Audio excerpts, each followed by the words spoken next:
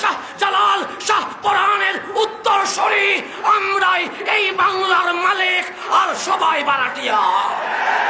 আমরা জানিয়ে দিতে চাই, বাঘ যখন ঘুমিয়ে যায় কুকুর তখন ঘেউ ঘেউ করে। এতদিন সুন্নি জনতা ঘুমিয়েছিল বিদায় কুত্তা ঘেউ ঘেউ করেছিল। আজ বাংলার মালিক জেগে উঠেছে, বারাটিয়া পালানোর সুযোগ পাবে না ইনশাআল্লাহ।